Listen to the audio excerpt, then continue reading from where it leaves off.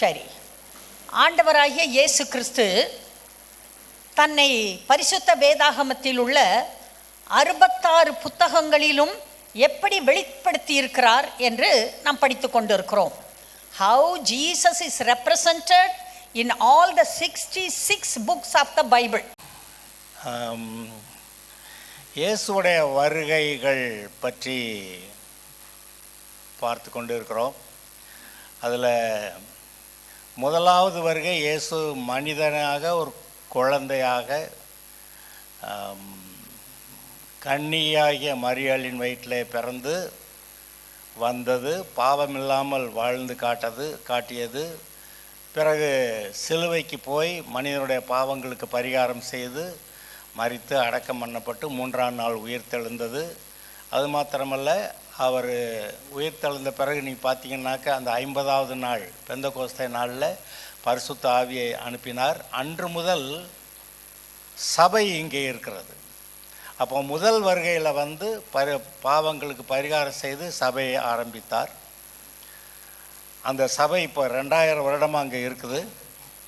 இந்த சபை எடுத்துக்கொள்ளப்படுகிற ஒரு நேரம் வருகிறது. அந்த ரகசிய வருகை என்று பைபிளில் போட்டிருக்கே, 1 தெசலோனிக்கர் 4, 15, 16 வசனங்களை பார்த்தீங்கன்னா அந்த ரகசிய வருகையில் இயேசு சபையை எடுத்துக்கொண்டு போய் விடுகிறார். இயேசு சபையை எடுத்துக்கொண்டு போய்விட்டால் அதுக்கப்புறம் இருக்கிற காலங்கள் இஸ்ரவேல் தேசத்தில் ஒரு பெரிய உபத்திரவ காலம் என்று சொல்லப்படுகிறது.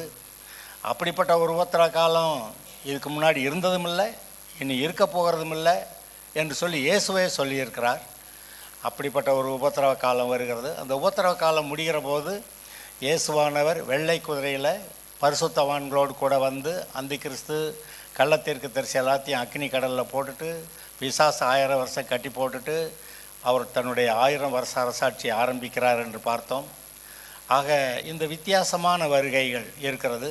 இந்த உபத்திரவ காலத்தின் நடுவில் மகா உபத்திரவம் ஆரம்பிக்கும் போது இயேசுடைய பாதங்கள் ஒலிவ மலையில் இறங்கி அதை பிளந்து விடுமா.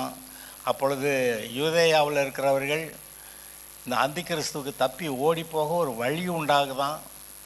அதை இயேசுவை சொல்லுகிறார், நீங்கள் ஓடி போகிற நாட்கள் மாரி காலமாவது ஓய்வு நாளாவது இராதபடிக்கு வேண்டிக் கொள்ளுங்கள்னு. அந்த காலத்தில் கர்ப்பவதிகளுக்கும் பால் கடிகள் கொடுக்குறவர்களுக்கும் ஐயோ அப்படியெல்லாம் எழுதியிருக்கு. சொன்னது இயேசு. அந்த காலங்கள் மிக சமீபமாக இருக்கிறது. இந்த சபை எடுத்துக்கொள்ளப்படுகிறது தான் எப்போன்னு தெரியலை. ஆனால் சபை எடுத்துக்கொள்ளப்பட்ட பிறகு 7 வருஷம் முடிகிற போது அந்த அந்த உபதர காலம் 7 வருஷம் போன பிறகு இயேசுடைய 2ஆம் வருகை எப்போன்னு நமக்கு தெரிஞ்சிடும். அது ரகசியம் அல்ல. இப்போ சபை எடுத்துக்கொள்ளப்படுகிறது தான் ரகசியம் என்று சொல்லுகிறோம், ரகசிய வருகை என்று சொல்லுகிறோம். அந்த பின்னாடி 1000 வருஷ அரசாட்சி ஆரம்பிக்க அவர் வரும்போது அது வந்து ரகசியம் இல்லை. அது 7 வருஷம் முடிஞ்சோன்னே வந்துடுவார். அது நல்லா தெரியும். அதுக்கு பிறகு 1000 வருஷ அரசாட்சி. 1000 வருஷ அரசாட்சி முடிந்த பிறகு இந்த பிசாசை கட்டி போட்ட பிசாசை அவுத்து விட்டால் ஊர் உலகத்தில் இருக்க எல்லா ஜனங்களையும் கூட்டிகிட்டு வா, வந்து போய் எல்லோரும் போய் இயேசுநாதர்கிட்ட யுத்தம் பண்ணி அவரை போட்டு தள்ளலாம் அப்படின்னு ஊருக்குள்ள எல்லா மனுஷனையும் கூட்டி வருவான்னு போட்டிருக்கு. இந்த ஜனங்களும் வருவாங்கன்னு போட்டிருக்கு. 1000 வருடங்களாக இயேசுவோடைய அரசாட்சியில் இருந்தவங்க பிசாசு வந்து கூப்பிட்டவொன்னே அவனோட சேர்ந்துக்கிட்டு இயேசுவை கொல்லலான்னு வர்றாங்கன்னு பைபிளில் எழுதியிருக்கு. அப்பொழுது வானத்திலிருந்து அக்கினி இறங்கி அவர்களெல்லாம் அழித்து விட்டு பிறகு புதிய வானத்தை புதிய பூமியை கர்த்தர் உண்டாக்குகிறார்னு பைபிள் முடியுது. வரப்போகிற காரியங்களை முன் அறிவித்திருக்கிற நம்முடைய தேவன் இயேசுவானவர் எப்படி மனுஷனாக பிறப்பார்னு எத்தனையோ தீர்க்க தரிசனங்கள் மூலமாய் சொல்லப்பட்டது. இச்சு இட்டு விடாமல் அவ்வளவும் நிறைவேறியது. ஆதலால் அவருடைய 2ஆம் வருகையை பற்றி சொல்லியிருக்கிற காரியங்களும் நிச்சயமாய் முழுவதுமாய் நிறைவேறும். அதை பற்றி நாம் இப்பொழுது பார்த்து கொண்டிருக்கிறோம். உங்கள் கையில் ஒரு பேப்பர் நாங்கள் கொடுத்துருக்கோம். இதில் இயேசுவின் வருகைகள் பற்றி சொல்லியிருக்கிறது. அதை பற்றி இன்னும் கொஞ்சம் தெளிவாக பார்க்கறதுக்கு எங்கே வெளிப்படுத்தின விசேஷத்துக்கு போகலாம். எல்லோரும் பைபிள் கையில் வச்சுக்கோங்க. இந்த பைபிள் உங்கள் கையில் இருக்கணும், நீங்கள் பார்க்கணும். அப்போ அது உங்களுக்கு மறக்காமல் இருக்க பிரயோஜனமாக இருக்கும்.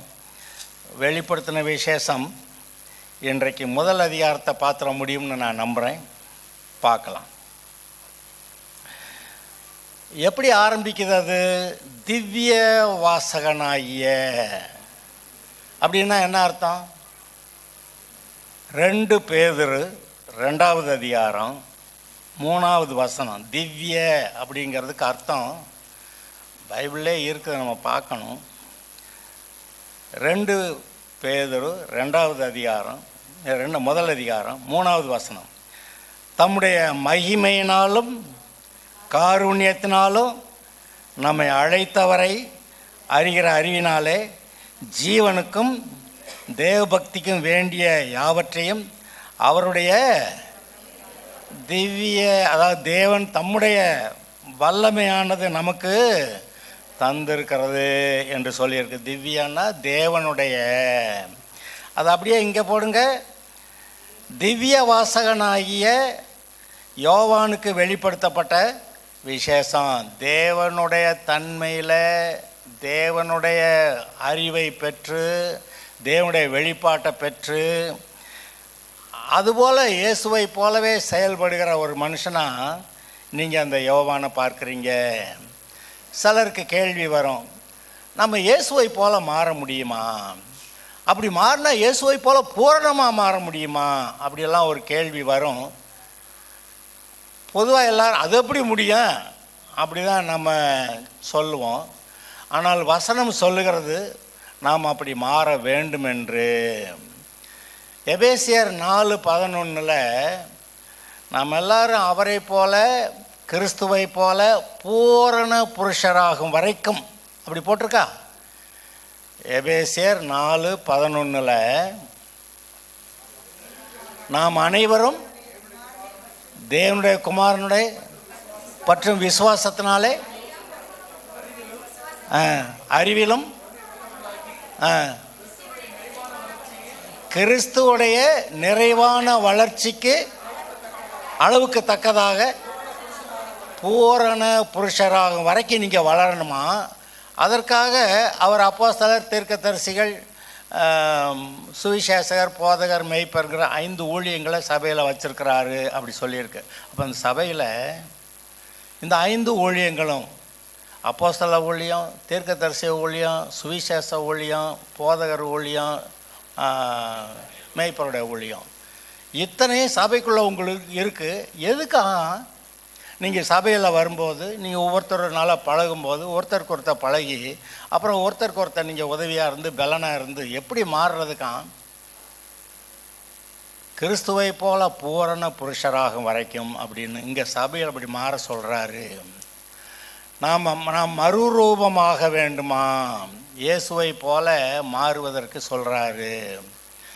அப்போ மறுரூபமாகி நம்ம இயேசுவை போல் மாறணும். அப்புறம் அறகுறையாக இருக்கிறது தான் அவர் வரும்போது நாம் மறுரூபமாகி அவரோட கூட பறந்து செல்வோம் என்று எழுதியிருக்கிறது.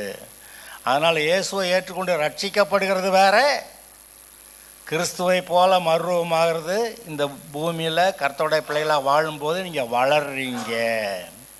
நீங்கள் வளர்ந்து 100க்கு 100 வரலாம், இல்லை 100க்கு 50, 60, 70 அவர் வர்றப்போ போயிடுறேன் அப்படி போகலாம். ஆனால் போகிற போது உங்களை மறுரூபமாக்குவேன் என்று கர்த்தர் சொல்லியிருக்கிறார். சரி, திவ்ய வாசகனாகிய யோவானுக்கு வெளிப்படுத்தின விசேஷம். இந்த வரப்போகிற காலங்களில் இருக்கிறத யோவானுக்கு வெளிப்படுத்தின அளவுக்கு ஒரு மனுஷனுக்கு தானியேல் தீர்க்கதரிசிக்கும் வெளிப்படுத்தப்பட்டது. அது ரொம்ப முன்னாடி காலம்.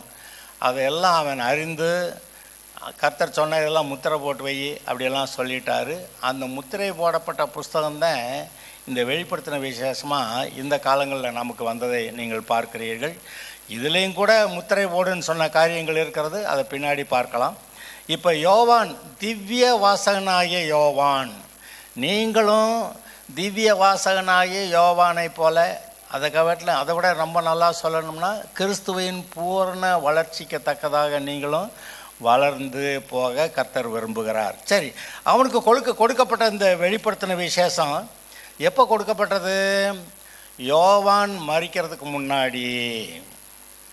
இயேசு கிறிஸ்துவுடைய சுவிசன் அவன் தான் கடைசி வரைக்கும் இருந்தாலும் மீதி எல்லா சீஷர்களும் யாரோ ஏதோ ஒரு விதத்தில் கொல்லப்பட்டார்கள். ஏன்டா சுவிசேஷம் அறிவிக்கிற அப்படின்னு சொல்லி ஏதோ ஒரு விதத்தில் அந்த மீதி சீஷர்கள் எல்லாரும் கொல்லப்பட்டார்கள். யோவான் மாத்திரம் அதாவது இயற்கை மரணம் அடைந்தான் என்று சொல்வார்கள். இந்த யோவானுக்கு வெளிப்படுத்தப்பட்ட விசேஷம் கடைசி காலங்களில் எப்படி இருக்கும்?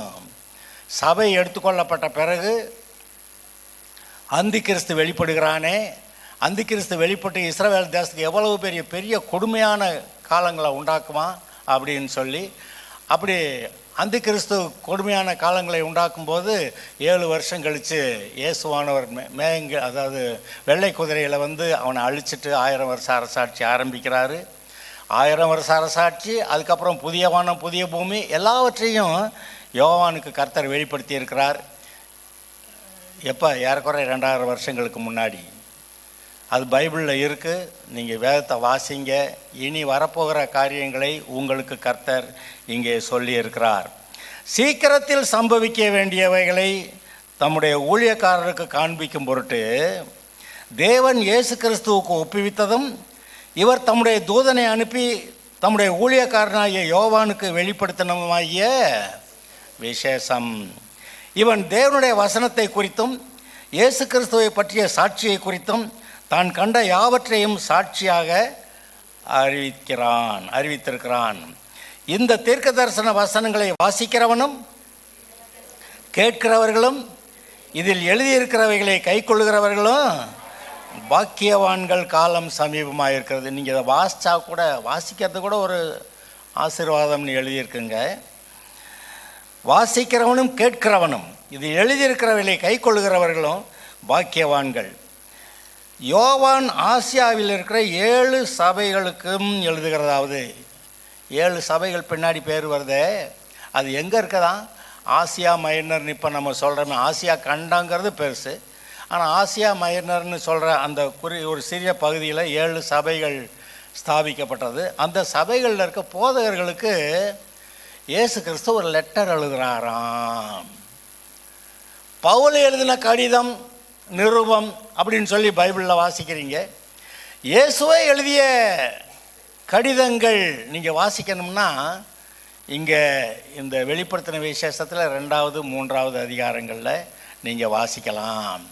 அப்படி அவர் கடிதத்தை எழுத சொல்லும்போது யோவான் வந்து இயேசுவை பார்க்குறான். அந்த காட்சி முழுவதையும் பற்றி முதல் அதிகாரத்தில் எழுதியிருக்கு. தொடர்ந்து கொஞ்சம் வாசிக்கலாம்.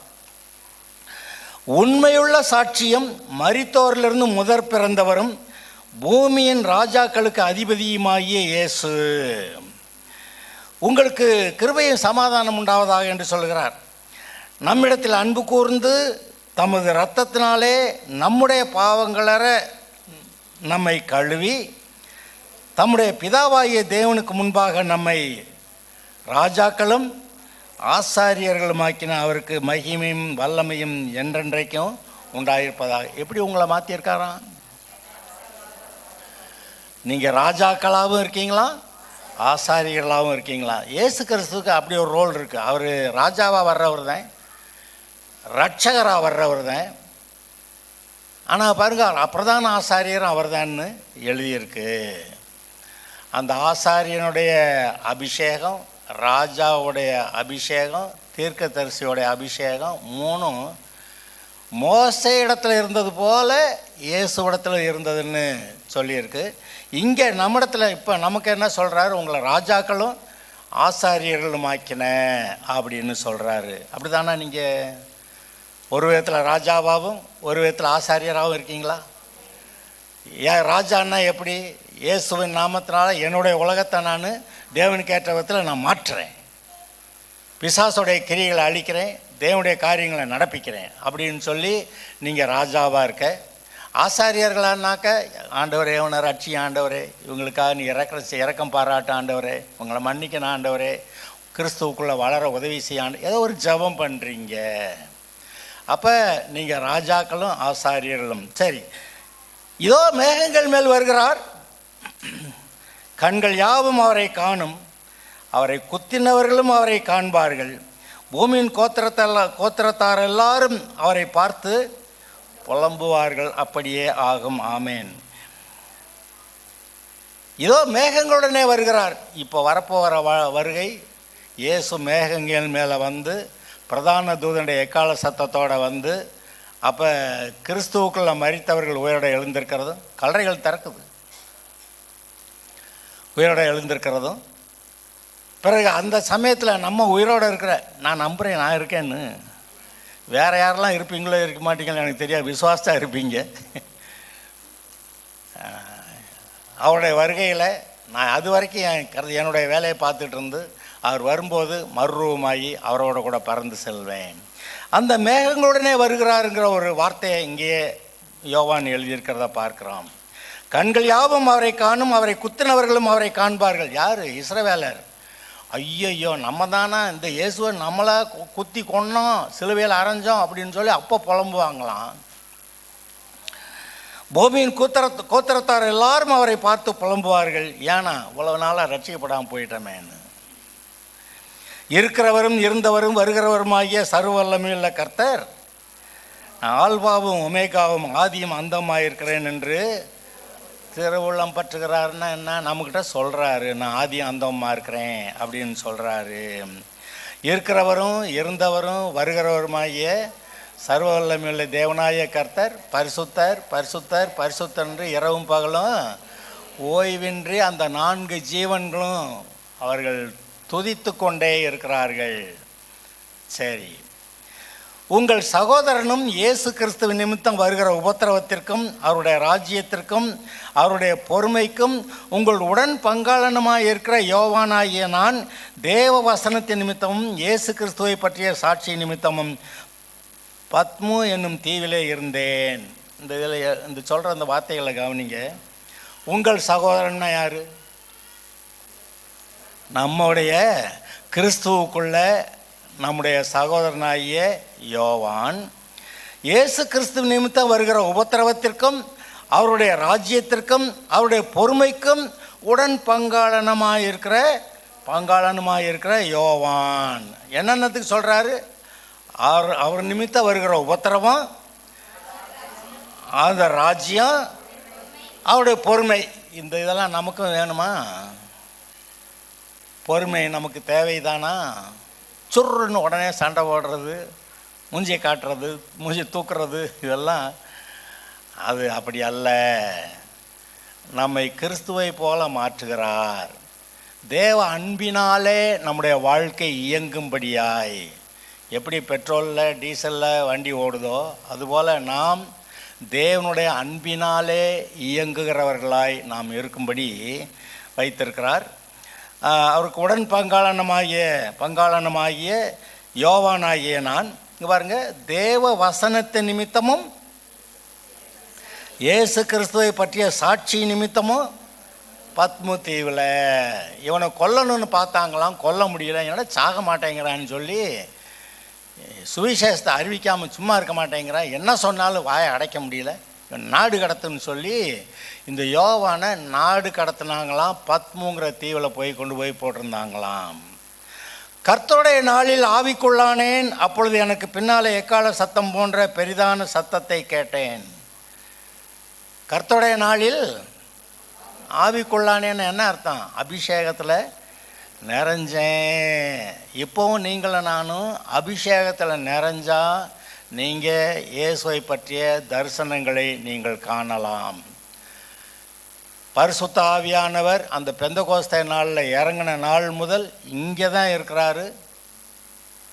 அவர் எங்கேயும் போயிடல. இங்கே விசுவாசிகளை நிரப்ப, அபிஷேகத்தில் நிரப்ப, விசுவாசிகளுக்குள்ளிருந்து தேவனுடைய கிரியைகளை நடப்பிக்க பரிசுத்த ஆவியானவர் இங்கே தான் இருக்கிறாரு. இயேசுவை எந்த பரிசுத்த ஆவியானவர் நிரப்பியிருந்தாரோ, இயேசு எந்த பரிசுத்த ஆவியினாலே தன்னுடைய வாழ்க்கையை நடத்தி கொண்டாரோ, அதே பரிசுத்த ஆவியினால் நீங்கள் அபிஷேகம் பெற்றிருக்கிறீர்கள். நீங்கள் ஆவியில் அனலாக இருந்தீங்கன்னா தேவன் உங்கள் மூலமாய் செய்யக்கூடிய காரியங்களை செய்து முடிப்பார். அப்போ ஆவிக்குள்ளானேன், அப்பொழுது எனக்கு பின்னாலே எக்கால சத்தம் போன்ற பெரிதான சத்தத்தை கேட்டேன். நீங்கள் ஆவிக்குள்ளானீங்கன்னா நீங்கள் தேவ தரிசனங்களை பார்ப்பீங்க. இங்கே யோவான் கண்ட தரிசனத்தை பற்றி வாசிக்கிறோம். அது, நான் ஆல்பாவும் ஒமேகாவும் முந்தினவரும் பிந்தினவருமாக இருக்கிறேன். நீ காண்கிறதை ஒரு புஸ்தகத்தில் எழுதி ஆசியாவில் இருக்கிற என்னென்ன சபை, எபேசு, ஸ்மிர்னா, பெர்கமுத், எத்தியரா, சர்தை, பிலதெல்பியா, லவோதிகா என்னும் பட்டணங்களில் உள்ள 7 சபைகளுக்கும் அனுப்பு. யோவான்கிட்ட சொல்லி எழுதுடா. எழுதி எபேசு சபைக்கு என்ன, அது தனி லெட்டரு, ஸ்மிர்னா சபைக்கு தனி லெட்டரு, பெர்கமு சபைக்கு தனி லெட்டரு, தியத்தியராவுக்கு தனி லெட்டரு, சர்தைக்கு, பிலதெல்பியாவுக்கு, தனித்தல் 7 லெட்டர் எழுது, அந்தந்த சபையில் இருக்க போதகருக்கு அனுப்பு அப்படின்னு சொல்லியிருக்கிறாரு. அப்போ இயேசு எழுதிய கடிதங்கள் அப்படின்னா நீங்கள் இந்த பைபிளில் வெளிப்படுத்தின விசேஷத்தில் 2வது 3வது அதிகாரங்களில் வாசிக்கிறீங்க. அப்பொழுது என்னுடனே பேசிய சத்தத்தை பார்க்க திரும்பின போது 7 பொன் குத்து விளக்குகளையும், அந்த 7 குத்து விளக்குகளின் மத்தியிலே நிலையங்கி தரித்து மார்பருகே பொற்கச்சை கட்டியிருந்த மனுஷகுமாரனுக்கு ஒப்பானவரையும், 7 குத்து விளக்கு, பொன் குத்து விளக்கு. இங்கே இயேசுவானவர் அங்கே உலாவி கொண்டிருக்கிறார். அந்த பொன் குத்து விளக்கு தான் சபையாம். இங்கே இயேசு உலாவுறாரா, இருக்கிறாரா? அங்கே சபைகள் மத்தியில் உலாவி கொண்டு இருக்கிறவர் இன்னைக்கு இந்த சபைகிட்ட உலாவுறாரா இல்லையா? நான் ஒவ்வொரு தடையும் சர்வீஸ் ஆரம்பிக்கிற போது சொல்லுவேன், இங்கே இயேசு இருக்கிறாரு, இங்கே உலாவி கொண்டு இருக்கிறாருன்னு சொல்லுவேன். ஏன்னா அது அவர் வேலை. எதுக்கு வர்றாரு? காரியங்களை ஒழுங்குபடுத்த வர்றாரு. இங்கே லெட்டர் எழுதும்போது அந்த ஒவ்வொரு போதகருக்கும் என்னென்ன செய்யணும்னு எழுதுகிறாரு. இங்கே வந்து உலாவுகிறார், இங்கே நம்மிடத்தில் பேசுகிறார், நம்முடைய இருதயத்தை ஒழுங்குபடுத்துகிறார். அவருடைய காட்சி எப்படி இருந்துச்சான்? அவருடைய சிரசும் மயிரும் வெண்பஞ்சை போலவும் உறைந்த மழையை போலவும் வெண்மையாக இருந்தது. அவருடைய கண்கள் அக்கினி ஜுவாலையை போல் இருந்தது. அவருடைய பாதங்கள் உலைக்களத்தில் காய்ந்த பிரகாசமான வெண்கலம் போல இருந்தது. அவருடைய சத்தம் பெருவெள்ளத்து இறைச்சலை போல இருந்தது. தமது வலது கரத்தில் 7 நட்சத்திரங்களை ஏந்தி கொண்டிருந்தார். அவர் வாயிலிருந்து இருபுறமும் கருக்குள்ள பட்டயம் புறப்பட்டது. அவருடைய முகம் வல்லமையாய் பிரகாசிக்கிற சூரியனை போல் இருந்தது. அப்போ இயேசுடைய தோற்றம் எப்படின்னு ஒவ்வொன்றுக்கும் ஒரு அர்த்தம் அங்கே இருக்குது. சிரசும் மயிரும் வெண் பஞ்சை போல, உறைந்த மலை போல வெண்மையாக இருந்தது. அவருடைய கண்கள் அக்கினி ஜுவாலை, அவருடைய பார்வைக்கு மறைவானது ஒன்றும் இல்லை. அவருடைய பாதங்கள் உலைக்களத்திலே காய்ந்த நியாய தீர்ப்பு. உலைக்களங்கள்னால் நியாய தீர்ப்பு, அக்கினியால் அது சுத்தம் பண்ணப்பட்டதை சொல்லுகிறது. நியாய தீர்ப்பு கொடுக்கிறவர் அப்படிங்கிறதையும் இங்கே காட்டுகிறது. உலைக்களத்தில் காய்ந்த பிரகாசமான வெண்கலம் போல் இருந்தது. வெண்கலம் நியாய தீர்ப்பை பற்றி பேசுகிறது. அவருடைய சத்தம் பெருவெள்ளத்து இறைச்சலை போல, எங்கே எவன் இருந்தாலும் எல்லாருக்கும் அந்த சத்தம் கேட்கும். தமது வலது கரத்தில் 7 நட்சத்திரங்கள், 7 பாஸ்டர்கள், அந்த சபை போதகர்களை அவர் கையில் தான் வச்சிருக்கிறாராம். அவர் வாயிலிருந்து இருபுறமும் கருக்குள்ள பட்டயம், வசனம் தான் இருபுறமும் கருக்குள்ள பட்டயம். அவருடைய முகம் வல்லமையாய் பிரகாசிக்கிற சூரிய பிரகாசம், சூரியனை போல் இருந்தது. நான் அவரை கண்டபோது சத்தவனை போல் அவருடைய பாதத்தில் விழுந்தேன். அப்பொழுது அவர் தம்முடைய வலது கரத்தை என் மேல் வைத்து என்னை நோக்கி, பயப்படாதே, நான் முந்தினவரும் பிந்தினவரும் உயிருள்ளவருமாய் இருக்கிறேன். ஒரு தடவை செத்தேன், இப்போ உயிரோடு இருக்கேன்றார். மரித்தேன், ஆனாலும் இதோ சதா காலங்களிலும் உயிரோடு இருக்கிறேன். மரித்து உயிர் தெழுந்தவர் இனி மரிக்கிறது இல்லை. நான் மரணத்திற்கும் பாதாளத்துக்கும் உரிய திறவுகோல்களை உடையவராயிருக்கிறேன். நான் எல்லா அதிகாரத்தையும் ஆதாம் கொடுத்துருந்தேன், இவன் கொண்டு அவன்கிட்ட விற்றுவிட்டான். பாதாளத்துக்கு உரியதாக போயிடுச்சு.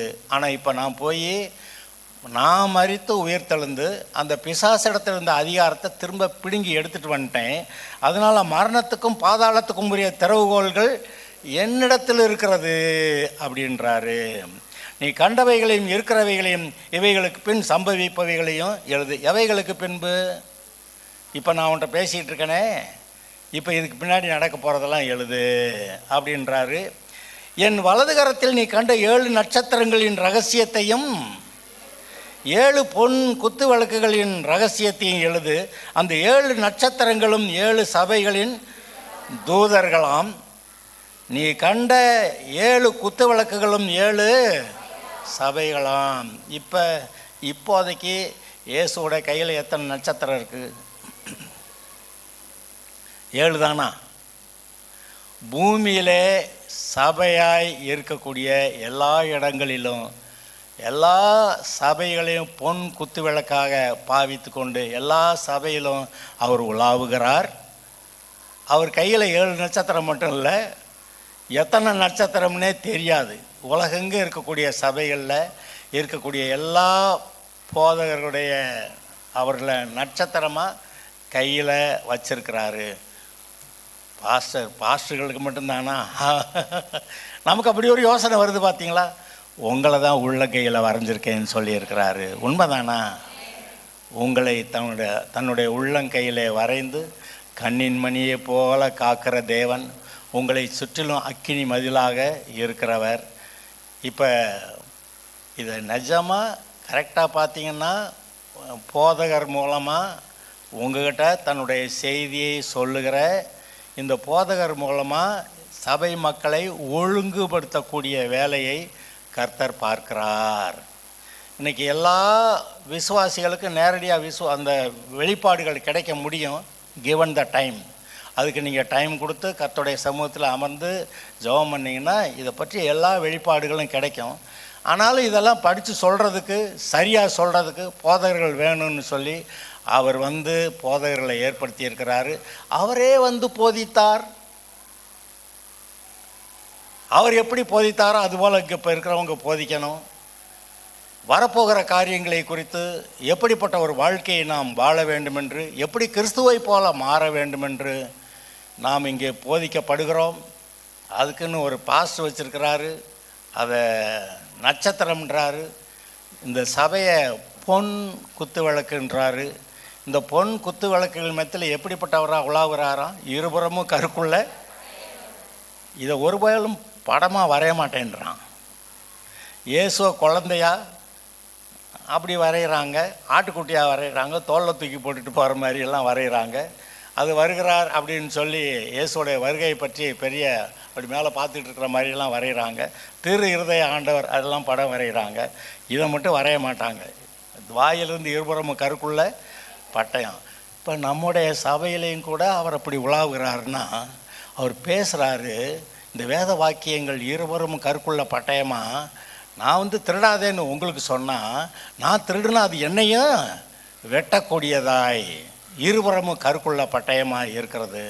அதனால் கர்த்தருடைய வசனத்தை நாம் பேசும்போது நம்முடைய இருதயத்தை ஒழுங்குபடுத்துகிறது. நம்ம மற்றவங்களுக்கு பிரசங்கிச்சுட்டு நம்ம அதுபடி நடக்காமல் இருக்க முடியாது. அப்போ கிறிஸ்துவுக்குள்ளே இப்போ நம்ம எல்லாருமே இருக்கிறோம். கிறிஸ்துவுக்குள்ளே எல்லோரும் சேர்ந்து வளர்ந்து போக, தேவனை அறிகிற அறிவிலே அதிகமாய் வளர, அவருடைய ஆவியிலே பலன் கொள்ள, இயேசுவானவர் இந்த பூமியில் இன்றைக்கு நம்முடைய ஸ்தானத்தில் அவர் இருந்தார்னா என்னவெல்லாம் அவர் செய்வாரோ அதையெல்லாம் நாம் செய்யத்தக்கதாக கர்த்தர் நம்மை பலப்படுத்துகிறார், அந்த ஞானத்தை கொடுக்குறார். எல்லாவற்றுக்கும் பரிசுத்த ஆவியானவரே உதவி செய்கிறார். பரிசுத்த ஆவியானவர் பயமுள்ள ஆவியை கொடாமல் பலமும் அன்பும் தெளிந்த புத்தியுள்ள, இப்போ உங்ககிட்ட பலமும் அன்பும் தெளிந்த புத்தியுள்ள ஆவியானவர் இருக்கிறாரா? உங்களுக்கு தெளிந்த புத்தியை கொடுக்குறாரா? கொடுக்குறாரு. பலமும் அன்பும், அப்போ அன்பினாலே இயங்கக்கூடிய ஆவியானவர் வந்தாருன்னா நீ அன்பினால் செயல்படணும் அப்படிங்கிறத நமக்கு சொல்கிறாரு. பலமும் சொன்னாக்க பெரிய பலசாலியா பரிசுத்த ஆவி வரும்போது நீங்கள் பலன் அடைந்து, அப்போ ஆவிக்குரிய பலனை நீங்கள் அடைகிறவர்களாக இங்கே இருக்கிறீங்க. அந்த ஏசாயா 11வது அதிகாரத்தில் ஞானத்தையும் உணர்வையும் அருளும் ஆவி. அப்போ நமக்கு இப்போ பரிசுத்தாவியார் என்ன கொடுக்குறாரு? ஞானத்தை கொடுக்குறாரு, உணர்வுள்ள இருதயத்தை கொடுக்குறாரு, ஆலோசனையும் பலனையும் கொடுக்குறாரு, அறிவு, அதோடு சேர்ந்து கர்த்தருக்கு பயப்படுகிற அறிவு இருமாப்பை உண்டாக்குமா. அது ரொம்ப சிக்கலானது.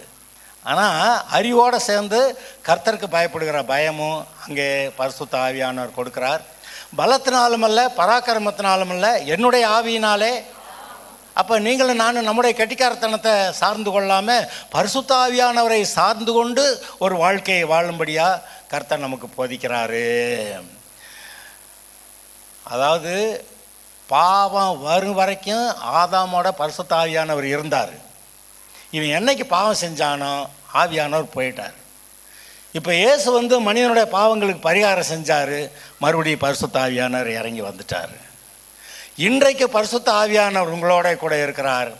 உங்களுடைய வாழ்நாளெல்லாம் உங்களோடு கூட இருந்து உங்களை வழிநடத்தி உங்களுக்கு ஆலோசனை சொல்லி உங்களை பலப்படுத்தி இயேசுவுக்கு சாட்சியாக வைத்து எல்லா நன்மைகளையும் நீங்கள் பெற்று வாழவும் உதவி செய்கிறார். சகல நன்மையும் சம்பூர்ணமாக எதுக்காக நீங்கள் அனுபவிக்கும்படியாய் நன்மைகளை அனுபவித்து சாட்சிகளாக இருந்து நீங்கள் அவரை போல வாழ்ந்து காட்டுவதற்கு ஒரு வாய்ப்பு அது கர்த்தர் கொடுக்குறாரு.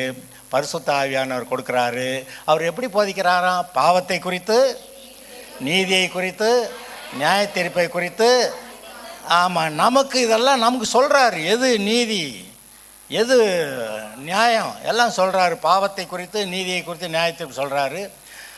அவர் யாராம்? சத்திய ஆவியானவர். அவர் உங்களை வருங்காரியங்களை பற்றி என்னென்ன நடக்க போகுது பார் அப்படின்னு சொல்லி வழி நடத்துவார்னு எழுதியிருக்கு. அந்த ஒரு வரியை மட்டும் வாசிக்கலாம். யோவான் 16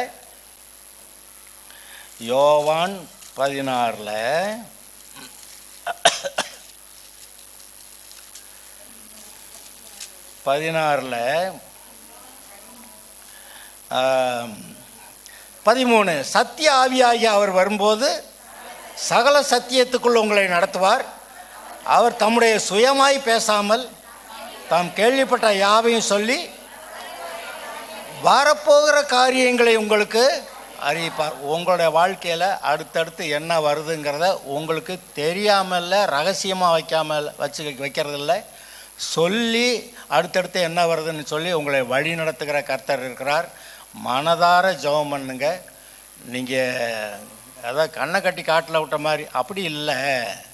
கர்த்தர் உங்களுக்கு வெளிப்பாட்டை கொடுக்கிறவராய், உங்களோடு கூட இருந்து உங்களை வாழ்க்கையை நடத்துகிறவராய், உங்களோடு கூட இருந்து உங்களை ஜெயமாய் நடத்துகிறவராய், உங்களோடு கூட இருந்து பூமியை நீங்கள் ஆளக்கூடியவர்களாய், பிசாசோடைய கிரியைகளை அழிக்கிறவர்களாய் நீங்கள் இருக்கும்படி கர்த்தர் உங்களை பலப்படுத்துகிறவர் இருக்கிறார். இந்த 2வது 3வது அதிகாரத்தில் சபைகளை பற்றி எபேசு, ஸ்மிர்னா, பெர்கமு, தியத்தீரா, சர்தை, பிலதெல்பியா, லவோதிக்கா சபைகளை பற்றி எழுதியிருக்கேன். இந்த சபைகள் 7 சபைகளுக்கு 7 கடிதம் எழுதினார்னு பார்த்தோம். இந்த 7 சபைகளும் அந்த காலத்தில் அந்த ஆசியா மைனர் அப்படிங்கிற இடத்துல இருந்த சபைகள். இன்றைக்கி உலகெங்கும் இருக்கக்கூடிய சபைகள். அது ரைட்டு, ஓகே. இப்போ ஆர்சி சர்ச்சுக்கு கர்த்தர் லெட்டர் எழுதியிருக்காரா? ஓகே, விடமாட்டார். இங்கே இருக்க மற்ற புரொட்டஸ்டன்ட் சபைகள்லாம் இருக்கே, அதுக்கு லெட்டர் எழுதியிருக்கிறாரா? பெந்தகோஸ்தே சபைகளுக்கு கணக்கே இல்லை. கணக்கில்லாத கடிதங்கள் அவர் எழுதியிருக்கிறாரா? எழுதியிருக்கிறார். இந்த உலகத்தில் 7 விதமான சபைகள் இருக்கின்றன. இதை பார்த்து நமக்கு தெரியும். எல்லாத்துக்கும் அவர் லெட்டர் எழுதியிருக்கிறாரு. ஆனால் இன்னொரு கண்ணோட்டத்தில் எபேசு மாதிரியும், அப்புறமேலு ஸ்மிர்னா மாதிரி, அதுக்கப்புறம் பெர்கமு, தியத்தீரா, இப்படியெல்லாம் வரிசையாக ஒரு காலகட்டத்தில் இப்படி சபைகள் இருந்துச்சுன்னு சொல்லி இந்த கடைசி காலத்தில் லவோதிக்காயா சபை வருகிறதுன்னு சொல்லிட்டு இந்த லவோதிக்காயா சபையை பற்றி வாசித்தா அது என்னன்னு போட்டிருக்கு. அது மாதிரி இப்போ இருக்கிற சபை இருக்குதுன்னு சொல்ல வர்றார். இப்போதைக்கு இருக்கக்கூடிய சபை அந்த லவோதிக்கா சபை, கடைசி காலத்து சபை எப்படி இருக்குது அப்படின்னு சொல்லிட்டு சொல்ல வர்றாரு. அந்த 3வது அதிகாரத்தில் 14வது வசனத்தில் சபையின் தூதனுக்கு நீ லவோதிக்காயா சபையின் தூதனுக்கு நீ எழுத வேண்டியது என்னவென்றால், உண்மையும் சத்தியமுள்ள சாட்சியும் தேவனுடைய சிருஷ்டிக்கு ஆதியமாக இருக்கிற ஆமேன் என்பவர் சொல்லுகிறதாவது, உன் கிரியைகளை அறிந்திருக்கிறேன். நீ குளிருமல்ல அனலுமல்ல. நீ குளிராயாவது அனலாயாவது இருந்தால் நலமாயிருக்கும். இப்படி நீ குளிருமின்றி அனலுமின்றி வெதுவெதுப்பாக இருக்கிறபடியாலே உன்னை வாய் நின்று வாந்தி பண்ணி போடுவேன். பழைய பாட்டில் வேற எங்கே இன்னும் வாசித்தமே, என்னென்ன பாவத்தெல்லாம் செஞ்சால் தேசம் அவர்களை கக்கி போட்டதுன்னு அப்படி ஒன்று வாசித்தமா இருக்கா? ஞாபகம் இருக்கா? அப்போ இந்த இந்த ஜனங்கள் எப்படி இந்த பாவங்களை செஞ்சப்போ தேசம் அவர்களை கக்கி போட்டது. இங்கே இவர் என்ன பண்ணுறாரு, நீ அனலாவது குளிராக இருந்தால் பரவாயில்லடா, நீ இந்த மாதிரி இருக்கிற, அப்போ வெது பார்க்க உன்னை வாயின்று வாந்தி பண்ணி போடுவேன். அப்போ ஆவிக்குரிய ரீதியில் நாம் அனலாக இருக்கிறது தான் சரி. நீ நிர்பாக்கியம் உள்ளவனு, பரிதபிக்கப்படத்தக்கவனு, தருத்திரனும், குருடனும், நிர்வாணியமாக இருக்கிறதை அறியாமல் நான் ஐஸ்வர்யவான் என்றும் திரவிய சம்பன்னன் என்றும் எனக்கு ஒரு குறையும் இல்லை என்று நீ சொல்லிகிட்டு இருக்கிறாமே. அப்படி இருக்கிறியே, நான் ஐஸ்வர்யவனாகும்படி நெருப்பிலே புடமிடப்பட்ட பொன்னையும் உன் நிர்வாணமாகிய அவலட்சணம் தோன்றாதபடிக்கு நீ உடுத்திக் கொள்வதற்கு வெண்வஸ்திரங்களையும் என்னிடத்தில் வாங்கி கொள்ளவும் நீ பார்வையடையும்படி உன் கண்களுக்கு கலிக்கம் போடவும் வேண்டுமென்று உனக்கு ஆலோசனை சொல்லுகிறேன். இந்த மாதிரி கிறுக்கு வாக்கில் அனலுமின்றி குளிருமின்றி இருக்கக்கூடாதுடா அப்படி சொல்லி, நான் நேசிக்கிறவர்களோ அவர்களை கடிந்து கொண்டு சிட்சிக்கிறேன்.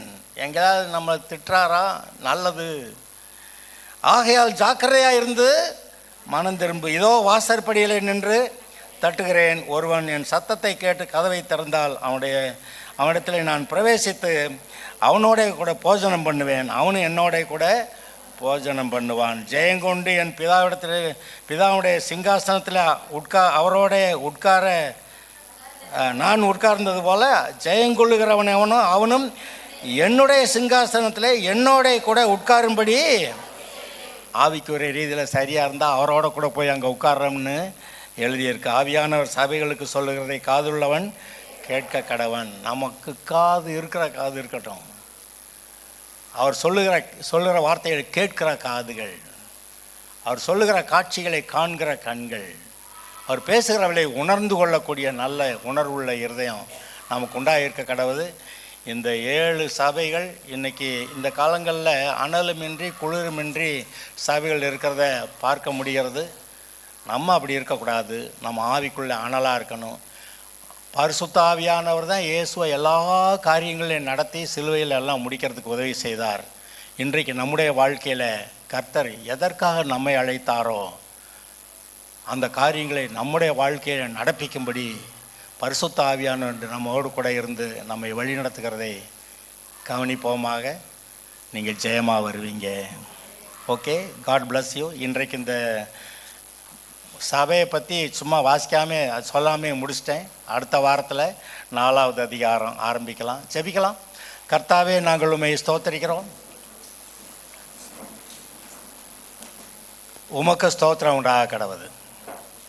நாங்கள் ஏதோ குருட்டாட்டத்தில் இருக்க நீர் விரும்பவில்லை. வருங்காரியங்களை பற்றி எங்களுக்கு அறிவிக்க விரும்புகிறீர்.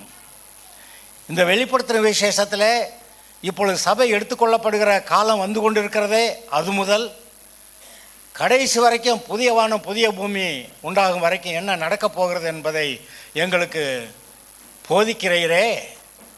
சகல சத்தியத்துக்குள்ளே நடத்துகிறீரே. வருங்காரியங்களை சொல்லி எங்களை நடத்துகிறீரே. எங்களுடைய மனக்கண்களை பிரகாசமாக்குகிறீரே. உம்மை அறிகிற அறிவிலே வளர்ந்து நாங்கள் கிறிஸ்துவுக்குள்ளே அவரை போல பூர்ண புருஷராகும் வரைக்கும் வளர உதவி செய்கிறீரே. உமக்கு நன்றி கர்த்தாவே. உம்முடைய கிருபைக்கு எங்களை ஒப்புவிக்கிறோம். நாங்கள் ஒவ்வொருவரும் ஒவ்வொரு குட்டி கிறிஸ்துவாக எங்களுடைய வாழ்க்கையிலே நாங்கள் இங்கே இருக்கட்டும். பிசாசுடைய கிரியைகளை அழிக்க வெளிப்பட்ட தேவகுமாரன் இன்று எங்கள் மூலமாய் அந்த கிரியைகளை நடப்பிப்பீராக. இன்று எங்கள் மூலமாய் தேவனுடைய ராஜ்யத்தை நாங்கள் கட்டி எழுப்ப அதை அதிகமாக்க எங்களை நடத்தும். உம்முடைய கிருபைக்கு எங்களை ஒப்புவிக்கிறோம். உம்முடைய நாமம் மகிமைப்படுவதாக. ராஜ்யமும் வல்லமையும் மகிமையும் என்றென்றைக்கும் உம்முடையவைகளே. உமக்கே துதிகன மகிமை. இயேசுவின் நாமத்தில் பிதாவே. Price the Lord. என் ஆத்மாவே கர்த்தரை ஸ்தோத்திரி.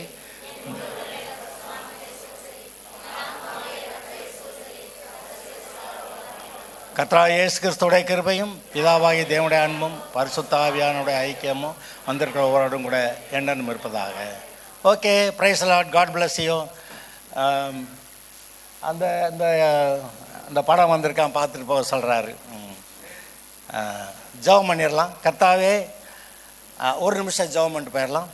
கர்த்தாவே, இந்த விபிஎஸ்க்காக ஏற்படுத்தப்பட்ட இந்த இதுக்காக நாங்கள் உண்மை ஸ்தோத்திரிக்கிறோம். இது பார்க்குற எல்லாருக்கும் உண்மை அறிகிற அந்த பிரசன்னம் உண்டாகட்டும். நீர் பேசுவீராக. நீர் பேசுகிறதை புரிந்து கொண்டு எல்லாரும் கர்த்தருக்குள் வளரட்டும். உமக்கு மகிமையாய் வாழட்டும். இயேசுவின் நாமத்தில் வேண்டுகிறோம் பிதாவே. ஆமென். Okay, God bless you. வர்ற பிள்ளைங்க